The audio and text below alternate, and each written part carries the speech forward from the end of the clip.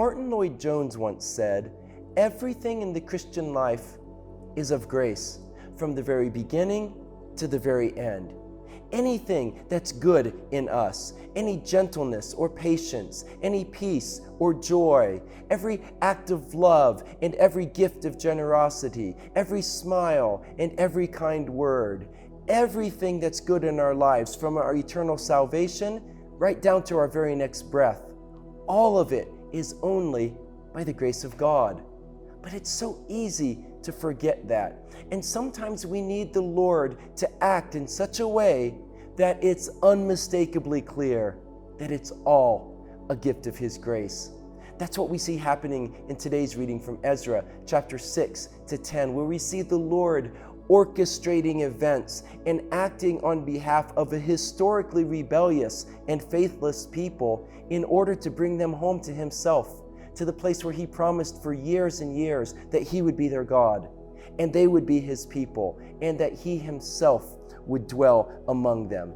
In the midst of this historical account of God's people returning to Jerusalem to rebuild the temple and the city, it was so clear to Ezra that this was all by the grace of God that he stops at two different points to say, hey, all of this happened only because the hand of the Lord was favorably disposed towards His people.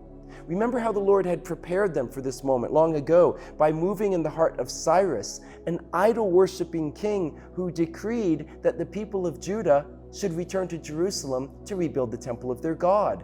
In chapter 6, King Darius searches the archives and he finds that decree from Cyrus, and he orders those who were opposing the rebuilding of the temple to stop it. Let them build. And not only that, he sends them with all kinds of gifts and resources to help make it happen, to pay for it. The temple's completed. The people of Israel celebrate the goodness and grace of God by observing the Passover, which was the ultimate act of God's grace towards them when He powerfully and graciously delivered them from bondage in Egypt and made them His people. Chapter 7, Ezra, who is a scribe that was skilled in the law of Moses, it says, requests from King Artaxerxes that he be allowed to go back to Jerusalem to teach God's word to the people so that they would walk in His ways. And he requested that he could take with him priests and temple servants and singers and gatekeepers. And the king gave him everything that he asked for. Ezra says in verse 6 and again in verse 9, it was only because the good hand of God was upon me. In other words, it's all by His grace. I mean, this is Artaxerxes, who earlier had opposed the idea of the people of God rebuilding Jerusalem. And now he's making a decree on their behalf. Not only that they can return, but he instructed his treasurers from his nation's treasuries to give them as much gold and silver as they need, to buy whatever they need to make sacrifices to their God. And he made a law saying that anyone returning to Jerusalem must worship the God of Israel and obey Him. Ezra sees the grace of God in all of this. And he says in verse 27, "Blessed be the Lord, who has put such a thing as this in the king's heart, and He has extended His steadfast love to me." And Ezra says, I was strengthened according to the good hand of the Lord that was upon me. In other words, I was strengthened by His grace. When they leave to go to Jerusalem, Ezra doesn't ask the king to offer them protection for their journey.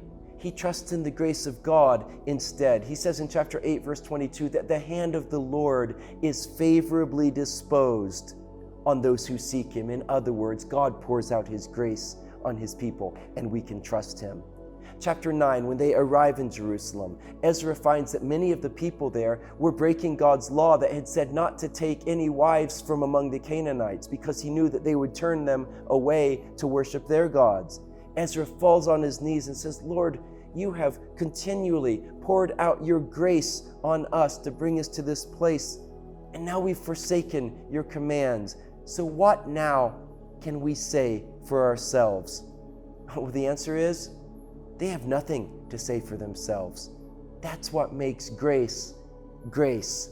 And whether we're walking well with the Lord or stumbling badly, it's still true what we began with. Everything in the Christian life is of grace from the very beginning to the very end.